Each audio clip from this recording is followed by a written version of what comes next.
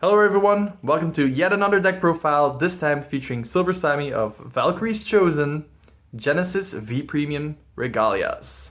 He used this deck to reach top 8, I believe the 6th place, and let's just get straight to it. Hi guys, yeah, so I did use this deck to get into 6th place before the top 8. So here we have 4 of the new Regalia boss units. Frake, she lets you call anything from the top 5.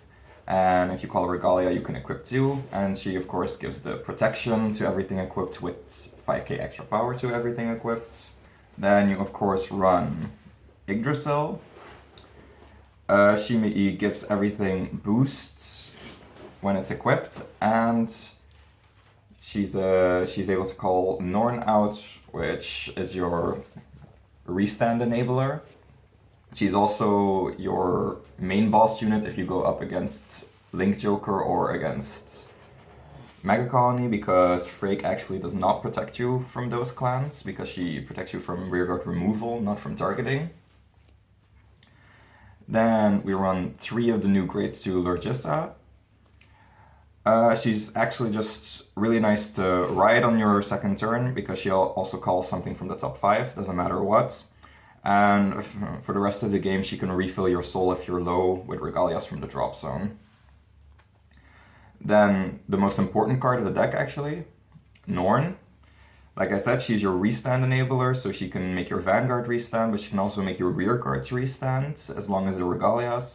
And she can also let you draw and equip and fill your soul at the same time. Then we have my other favorite card of the deck, Thruds. She's really nice to just rush and pass along your equip gauges to other units. She also lets you draw after attacking or boosting, and she equips herself when placed. Then we have 3 of Artemis. She's just your beat stick. She gets plus 10 for every equip gauge equipped to her, and every time she hits, she can equip herself again. Then we have Ordain Owl, the new Grade 1. This is an amazing card. When you ride on top of him, you can call him out from the soul, and every time he boosts a Regalia, he can go put himself back into the soul, and you draw cards. Then you have Var.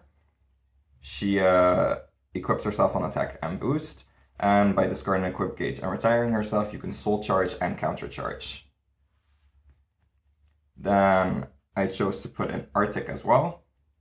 She lets you check top 2 and put 1 in the soul, the other goes back on top, and she gives plus 5 to herself in Vanguard when the Vanguard attacks. I really like this because it really just increases your Vanguard pressure and lets you stack your crits on top, which is kind of your win condition. Then for the Heal Guardians, and I chose to run 12 crits. Normally I would run 4 draw PGs, but I've noticed that PGs are not really a good choice against Steam Maidens, which are kind of annoyingly new meta right now, so I chose to put in crits, which makes it easier to guard, and it gives you more chance to crit them to death early. Okay, so do you want to tell us a bit about your rounds, the matches that you faced before reaching top 8? Apparently you did get extremely lucky by not facing all too many of the Steam Maidens. Yeah, I actually faced not a single Steam Maiden before top 8, which was really fun. But yeah, I also got extremely lucky because I won all of my dice rolls. I went first on every single one of my games before the top 8. Mm-hmm. My first round was against Luard, but I bricked extremely. I had nothing. No Yggdrasil, no Artemis. All my Norns were in the soul, so I literally didn't do anything during my entire game. After that, I went up against 7 Seas, which I counter by just using Artemis because they're too big for their units to swing in. Mm-hmm. Dimension Police, I got a little bit lucky with my defensive triggers, so he couldn't finish me. Then I went up against, I think it was Vanquisher next. Didn't have too much trouble with that because he can't remove my units. Mm-hmm. And I also faced Amon and Messiah. I kind of outrushed Amon early, so they didn't manage to do a lot. They also can't get rid of my rear guards again. And Messiah was, I think, my my best game of the day. And then in top 8, you did come across a Steam Maiden. Yeah, top 8 was my was Steam Maiden. My first round, I had to go second, and I didn't find Frake, so I had to ride into Yggdrasil. So everything went bad for me Okay. in the first round there. Now, we personally have faced this deck quite a lot during testing, and most of us think it's horrible to face. It's incredibly strong. You enjoy the deck so much, which is amazing. So is there something that you think like this is like the peak thing about the deck? Is there a reason why you consider it one of the stronger decks in the format? Of course, it's not exactly on Steam Maiden's level, but considering Steam Maiden will probably get hit, this will probably be one of the main contenders, right?